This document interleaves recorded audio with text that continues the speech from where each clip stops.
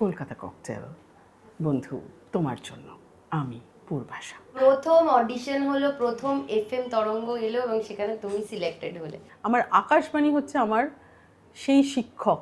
সারাদিন ধরে হয়তো সে ভালোবাসা পায়নি একটুও, কিন্তু সে যখন বাড়ি ফিরে বাড়িতে ঢুকবে, সে যেন একটা পরের দিনে বাঁচার ইন্সপিরেশনটা নিয়ে বাড়ি ফেরে। একদম আর্ধেকটা বাংলা, আর্ধেকটা হিন্দি, আর্ধেকটা ইংরেজি, এরকম 3-4টে ভাষা, এই জগাখিচুড়ি ভাষাতে আমি বিশ্বাস করি না। তোমাকে প্রেসার দেওয়া হয়েছিল যেভাবে কথা বলতে হবে? হ্যাঁ, মানে ওভাবে কথা বলতে পারলে থাকা যেত। মোহরদিকে সামনে থেকে পেয়েছি, লাস্ট ইন্টারভিউ অল ইন্ডিয়া রেডিওর থেকে। মোহরদি, বীরেন্দ্রকৃষ্ণ ভদ্র ওনাকে বলেছিলেন, যারা আমরা লাইভ পারফরমেন্স করেছি না রে, সবই তো হাওয়ায় হারিয়ে গেল রে। মেয়েদের যেমন অসুবিধেতেও পড়তে হয়, মেয়েরাও অ্যাডভান্টেজ নেয়। দ্রৌপদী নই, নই পাঞ্চালী, নই ভরত কুলবধূ, আমি কৃষ্ণা, যজ্ঞাগ্নি সম্ভূতা, শুধু নারী এক। সিচুয়েশন কৃষ্ণারও যা ছিল, সিচুয়েশন আমাদেরও তাই। তাই।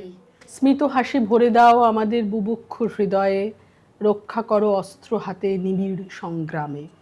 অনেক চাহিদা নিয়ে মা গো, পেতেছি লাল কার্পেট, তুমি হেঁটে এসো দৃঢ় পায়ে।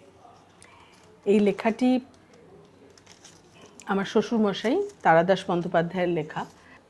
দীক্ষা নয়, আমাদের এই দীক্ষাকে বলা হয় সাধন। সদ্গুরু শ্রী শ্রী বিজয় কৃষ্ণ গোস্বামী নবজাগরণের সময়ের পুরোধা একজন পুরুষ। আর ভালো থেকো কখন হয়? ভালো থেকো ইন দ্য ইয়ার 2004। গৌতম দা এই তখন ভালো থেকো ছবি করছে, তখন রেকর্ডিস্ট ছিলেন অনুপ মুখোপাধ্যায়। তখন আমাকে বললেন যে ওই বিদ্যার ভয়েসগুলো তোকে করতে হবে ডাবিং। সিনেমাটোগ্রাফির দিক থেকেও তার বক্তব্য, তার সব মিলিয়ে ভালো থেকো একটা অসামান্য ছবি আমার কাছে, আর অবশ্যই আমার কাছে ভীষণ নস্টালজিয়া। শুরু হলো আবার